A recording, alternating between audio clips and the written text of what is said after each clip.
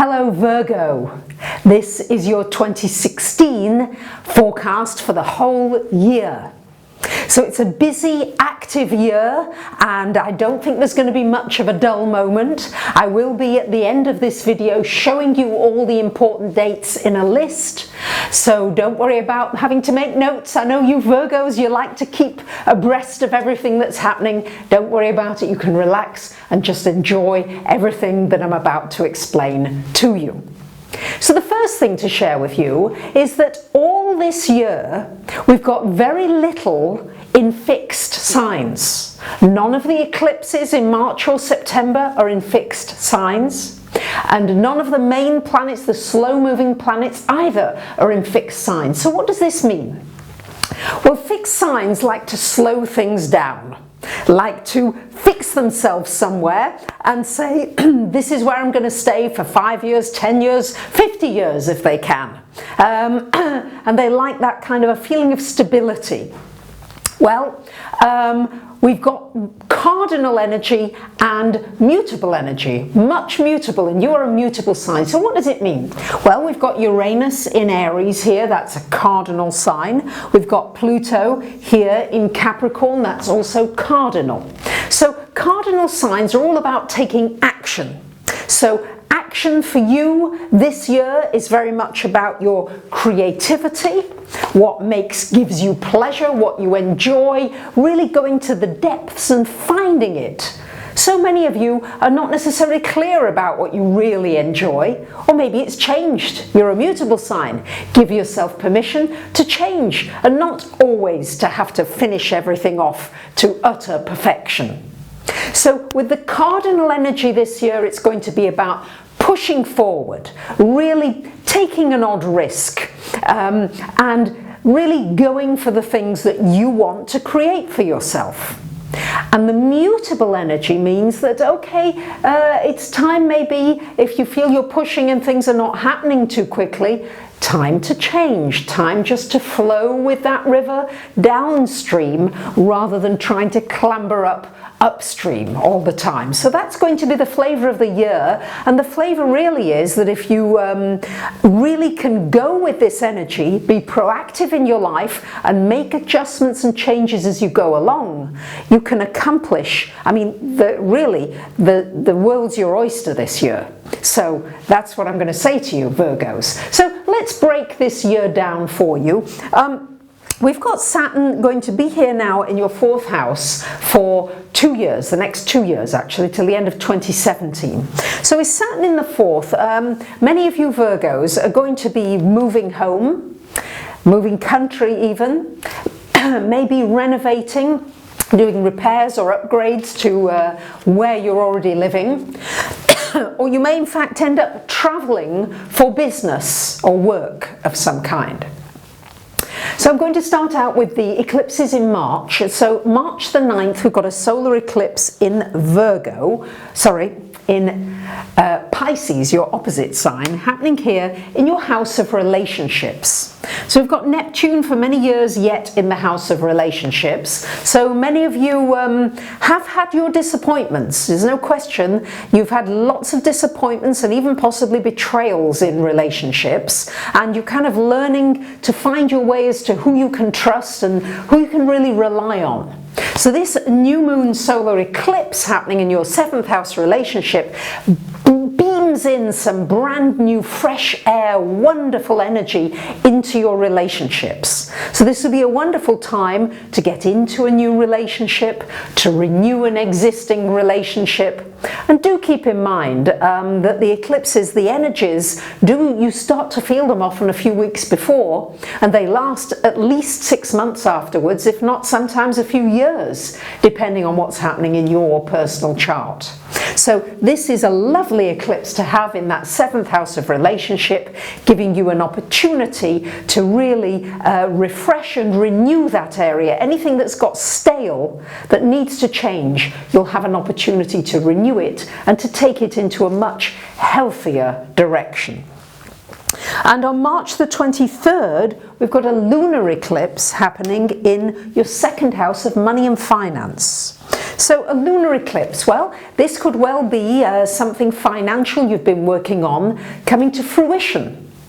It would also be a time to really take a good, strong look at your finances and what you're trying to achieve, and maybe it's time to change the way you think about money, the way you budget, the way you spend money, the way you save money, how you deal with money altogether. This would be a wonderful time for looking at it and dealing with it.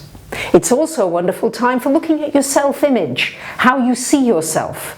The second house is also about myself and my value, because of course if you value yourself really highly, then money is not going to be a problem. It's when you don't value yourself, or maybe you're not sure of yourself, and many of you Virgos often say, oh well, I'm not quite good enough, I'm not quite got enough certifications yet. Well, this eclipse may be saying to you, do you know what? You're ready. Just go for it. Now on April the 18th we've got something that only happens every couple of years, which is Mars, planet ruling your energy, is going to go retrograde until the end of June. So initially it's going to go retrograde here in your 4th house, and then from the end of May, 28th of May, it goes retrograde into your 3rd house and stays there until the end of June. So there are a few things not to do during a Mars retrograde. One is not to start a fight if you can possibly help it, and I would be very careful while it's going through this 4th house to dealing with fights or issues to do with family or to do with real estate. Any kind of litigation or legal things I would try to avoid during this time period, middle of April until at least the end of June. Also, I would say that Mars retrograde is not the best time to start a divorce proceeding. It's also not a good time for having elective surgery. Mars rules sharp instruments, so it's not the best time for it. Obviously, if you have to have surgery, that's another matter. But if you can choose, if you've got the choice, then I would say not. It's not the best time for starting new projects, so if you're going to do some renovations in the home, or if you're going to buy some mechanical equipment, I would say not to do it during a Mars retrograde, because there's a tendency for mechanical equipment to break down. The energy of Mars, see him, he wants to go forwards. His arrow is pointing forwards. It's the energy of the male, shall we say. And so therefore, when it's retrograde, it's like, oh, energy going backwards. Mars doesn't like that. So I would say anything to do with the home, you might reflect on things to do, and you can certainly do repairs during Mars retrograde, just don't buy mechanical equipment. Then when it retrogrades through your 3rd house, this would be a time really to possibly work on your own, do projects on your own rather than with other people, because there could be maybe some disagreements or different ways of seeing things, different perspectives. And between May and October, we've got a square energy happening between Neptune and Saturn.